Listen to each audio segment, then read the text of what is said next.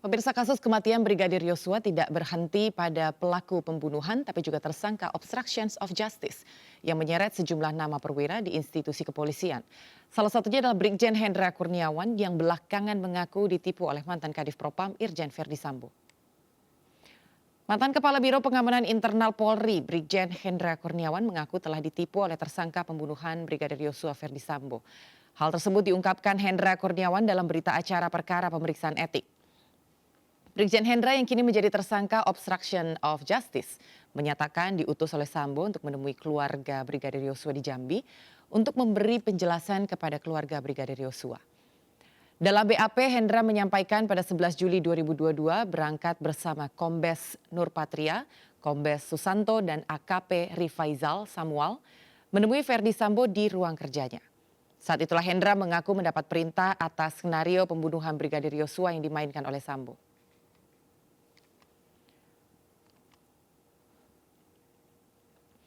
Sementara itu, istri Brigjen Hendra Kurniawan, Syahli Syah, mengunggah surat yang diduga ditulis Verdi Sambo di akun media sosial miliknya.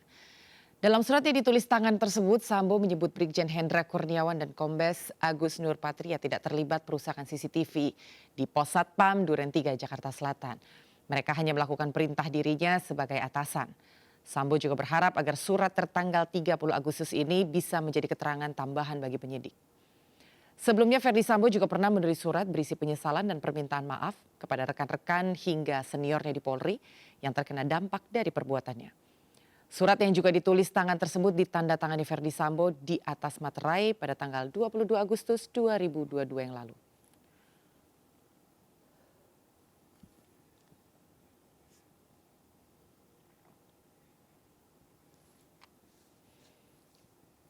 Sementara itu menyikapi tulisan Verdi Sambo terkait ketidakterlibatannya mantan bawahannya, kepolisian menyerahkan semuanya kepada hasil persidangan. Persidangan lah yang dinilai oleh hakim. Hakim yang menilai semuanya berdasarkan fakta persidangan, keterangan para saksi dan alat bukti lainnya. Ya, baru nanti hakim memutuskan secara kolektif kolegial apa keputusannya.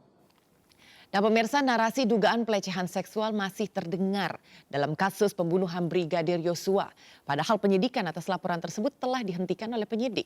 Selain pelecehan, penangguhan penahanan Putri Chandrawati juga disorot. Banyak pihak menduga adanya perlakuan khusus terhadap dirinya.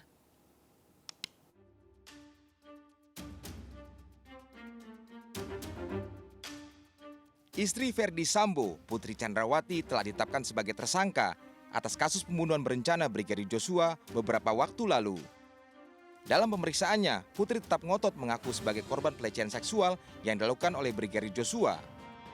Padahal, Polri telah menghentikan pengusutan kasus tersebut.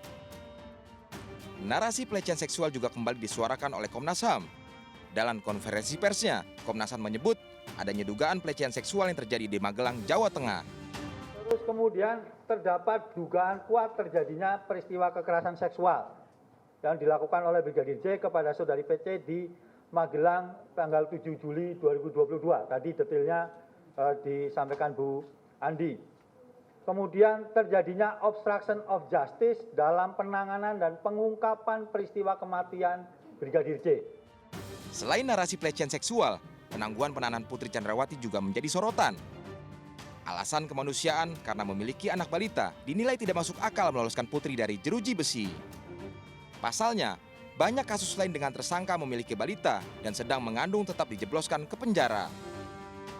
Ayah Brigadir Yosua Samuel Huta Barat menduga ada keistimewaan khusus terhadap Putri Chandrawati karena hingga kini Putri belum ditahan. Ia juga membandingkan alasan penahanan Putri Chandrawati dengan kasus lainnya yang tetap ditahan meski memiliki anak balita.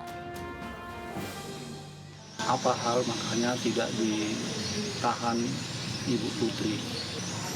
Soal alasan kemanusiaan saya rasa di luar sana pun banyak yang ditahan perempuan yang mempunyai anak-anak kecil. Putri Chandrawati telah 2 kali menjalani pemeriksaan sebagai tersangka kasus pembunuhan Brigadir Yosua. Meski begitu, istri Verdi Sambo tak juga ditahan oleh penyidik Bareskrim Polri. Putri hanya dikenakan sanksi wajib lapor 2 kali dalam sepekan kepada penyidik dan dicekal ke luar negeri. Tim Liputan iNews melaporkan. Ya pemirsa, Lembaga Perlindungan Saksi dan Korban menilai dugaan pelecehan seksual terhadap Putri Chandrawati patut dipertanyakan.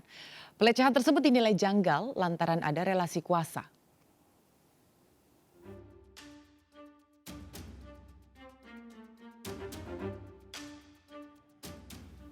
Lembaga Perlindungan Saksi dan Korban (LPSK) menyatakan ada sejumlah kejanggalan terkait dengan peristiwa dugaan pelecehan seksual yang dialami istri Irjen Sambo Putri Chandrawati di Magelang, Jawa Tengah.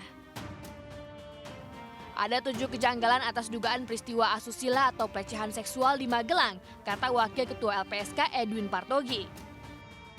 Kejanggalan pertama yaitu adanya Kuat Ma'ruf serta Susi yang merupakan asisten rumah tangga Sambo dan Putri di lokasi terjadinya pelecehan seksual.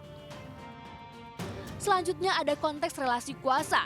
Dalam dugaan pelecehan seksual ini tidak terpenuhi karena Joshua adalah anak buah Verdi Sambo dan Putri Chandrawati berstatus sebagai istri Jenderal Bintang 2. Ketiga, Putri sempat menanyakan keberadaan Joshua kepada Ricky Rizal. Ini cukup aneh karena korban masih mempertanyakan posisi Joshua. Keempat, Putri mau bertemu Joshua. Kelima, Putri dan Joshua masih dalam satu rumah. Dan terakhir, Joshua masih dibawa Putri ke rumah di Jalan Saguling, Jakarta. Seluruh kejanggalan ini diperoleh dari hasil asesmen LPSK terhadap Putri Chandrawati dan saksi lainnya. Tim Liputan, iNews melaporkan. Baik pemirsa, kembali ke informasi unjuk rasa menolak kenaikan harga BBM. Ribuan massa menyuarakan aksi menolak kenaikan harga BBM bersubsidi di kawasan gedung DPR RI Jakarta. Dan guna mengamankan aksi, ratusan aparat gabungan disiagakan di sekitar lokasi. Sekitar 2.000 massa yang tergabung dari buruh dan mahasiswa hadir di depan gedung DPR dengan tuntutan menolak kenaikan harga BBM. Tidak hanya menyoal kenaikan harga BBM, massa juga menyuarakan aksi menolak Omnibus Law, Undang-Undang Cipta Kerja, dan meminta pemerintah untuk menaikkan UMK 2023 sebesar 10 hingga 13%. Sebanyak 3 resimen dari Makobrimob Kelapa II serta Brimob Polda Metro Jaya dan TNI disiagakan untuk mengawal jalannya aksi.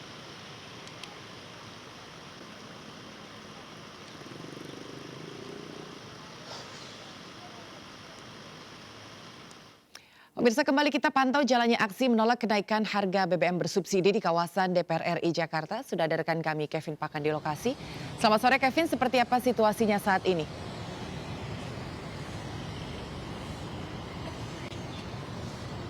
Ya, selamat sore Anggit dan pemirsa. Memang untuk aksi unjuk rasa yang dilakukan oleh sejumlah aliansi masyarakat, baik dari buruh maupun juga mahasiswa, berdasarkan pantauan kami pada sore hari ini memang untuk aksinya sudah selesai.